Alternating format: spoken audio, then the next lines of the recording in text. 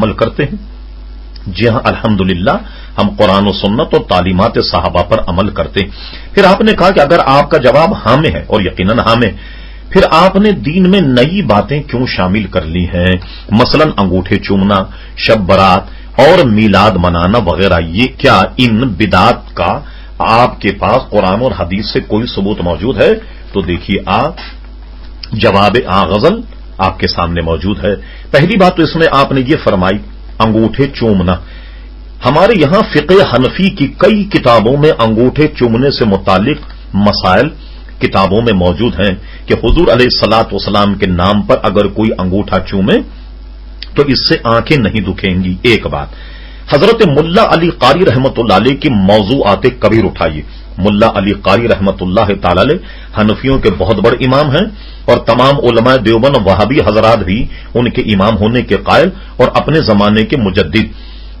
ملا علی قاری رحمت اللہ علیہ نے موضوعات کبیر ہرچند کے انہوں نے جھوٹی حدیثوں کا انکشاف کرتے ہوئے یہ کتاب لکھی۔ ملا علی قاری جیسی قداور شخصیت نے جب یہ بتایا کہ یہ حدیث جھوٹی، جب وہ انگوٹھے چومنے کی حدیث پر آئے تو ملا علی قاری نے نقل کیا کہ گویا حضرت بلال نے اذان کہی ہے، میں اس کا مفہوم بتا رہا ہوں۔ حضرت ابو بکر صدیق نے جب حضرت بلال اس جملے پہ پہنچے اشہد ان محمد رسول اللہ صلی اللہ علیہ وسلم، تو ابو بکر صدیق نے اپنے انگوٹھوں کو چوما اور اپنی آنکھوں سے لگایا اور کہا صلی اللہ علیہ یا رسول اللہ۔ دوبارہ جب وہی کلمہ کہا تو صدیق اکبر نے پھر انگوٹھے چومے، آنکھوں سے لگا، کہا قرۃ عینی بک یا رسول اللہ، اللہم متعنی بالسمع والبصر۔ حضور نے ارشاد فرمایا جو ایسا کرے جیسا ابو بکر صدیق نے کیا تو کل قیامت میں ہم اس کے شفیع ہوں گے۔ اس حدیث کو لکھ کر ملا علی قاری فرماتے ہیں کہ میں کہتا ہوں کہ جب اس کا ثبوت ابو بکر صدیق سے مل گیا، اب کسی دوسرے حوالے یا دوسرے ثبوت کی کیا ضرورت ہے؟ ملاحظہ فرمائیے موضوعات کبیر ملا علی قاری کی، اگر آپ کو نہ ملے تو ہم انشاءاللہ اسکین کر کے آپ کو اس کی فوٹو کاپی بھی بھیج سکتے ہیں۔ اب آئیے شب برات اور میلاد منانے کا مسئلہ۔ تمام علماء دیوبند وہابی حضرات بر صغیر کے عظیم محدث شیخ محقق شاہ عبدالحق محدث دہلوی رحمت اللہ تعالی علیہ کے 8 واسطوں سے 10 واسطوں سے بالآخر وہ شاگرد پاتے ہیں۔ آپ دیکھیے بر صغیر کا عظیم محدث شیخ محقق شاہ عبدالحق محدث دہلوی کی آپ کتاب ملاحظہ فرمائیے ما ثبت من السنہ عظیم محدث کی کتاب ہے۔ شیخ محقق نے شب برات پر ایک پورا باب باندھ کر حدیثیں نقل کی ہیں کہ حضور صلی اللہ علیہ وسلم کے شب برات میں کیا معمولات تھے وغیرہ وغیرہ، اور آپ نے یہ کیسے جان لیا کہ اس کا ثبوت کسی حدیث میں موجود نہیں؟